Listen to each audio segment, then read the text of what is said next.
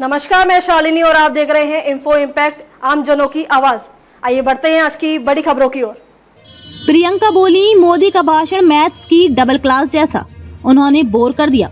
नड्डा हाथ मल रहे थे, शाह अपना सिर छू रहे थे। प्रधानमंत्री नरेंद्र मोदी ने शनिवार को लोकसभा में संविधान पर चर्चा की। अपने भाषण में उन्होंने कांग्रेस पर निशाना साधा। शाम को कांग्रेस सांसद प्रियंका गांधी वाड्रा ने पीएम के भाषण को बोरिंग बताया। प्रियंका ने कहा, पीएम ने कुछ भी नया या रचनात्मक नहीं कहा, उन्होंने मुझे बोर कर दिया। दशकों बाद मुझे एहसास हुआ कि मैं स्कूल के मैथ्स की डबल पीरियड में बैठी हूँ। प्रियंका बोली, नड्डा जी हाथ मल रहे थे, पीएम ने उनको देखा तो वह ऐसी एक्टिंग करने लगे कि वे सुन रहे हैं। अमित शाह जी अपना सिर छू रहे थे। पीछे बैठे पीयूष गोयल जी ऐसा लग रहे थे कि वे सोने वाले हैं। गांधी ने कहा कि मुझे लगा कि पीएम कुछ नया बोलेंगे, लेकिन उन्होंने 11 खोखले वादों के बारे में बात की। अगर उनमें भ्रष्टाचार के प्रति जीरो टॉलरेंस है तो उन्हें कम से कम अडानी पर बहस करनी चाहिए। भाषण 11 जुमलों का दोहराव था। ये बहुत लंबा भाषण था। आज हमें 11 जुमलों की शपथ सुनने को मिली। वंशवाद की राजनीति की आलोचना करने वालों की पार्टी में वंशवाद की भरमार है। सच्चाई ये है कि SC, ST,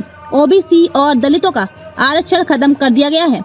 जल्द ही एक दिन आएगा जब जाति जनगणना होगी और लोगों को उनकी आबादी के हिसाब से उनके अधिकार और सम्मान मिलेंगे। पीएम के भाषण में कोई दम नहीं है। ये कांग्रेस के खिलाफ सिर्फ आरोप प्रत्यारोप का खेल था।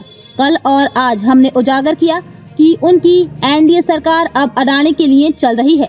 वे संविधान की बात करते हैं, लेकिन इसका इस्तेमाल एक व्यक्ति को लाभ पहुँचाने के लिए कर रहे हैं, एकाधिकार बना रहे हैं।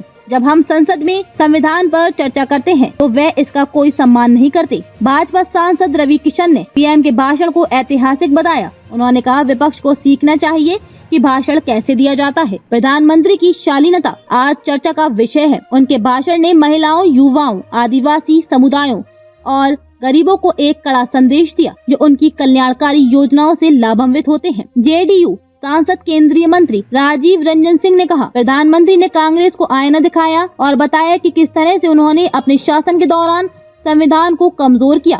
कांग्रेस ने संविधान को कलंकित किया है और प्रधानमंत्री ने इसका पूरी तरह से पर्दाफाश किया है। खबरों में अब तक के लिए बस इतना ही। फिर होगी आपसे मुलाकात, तब तक के लिए नमस्कार और देखते रहिए इन्फो इम्पैक्ट, आम जनों की आवाज। ऐसे ही लेटेस्ट अपडेट पाने के लिए हमारे चैनल को सब्सक्राइब करें और तुरंत नोटिफिकेशन पाने के लिए बेल आइकन प्रेस करना ना भूलें। यदि आप हमें फेसबुक या इंस्टाग्राम के माध्यम से देख रहे हैं तो हमारे पेज को फॉलो जरूर करें। धन्यवाद।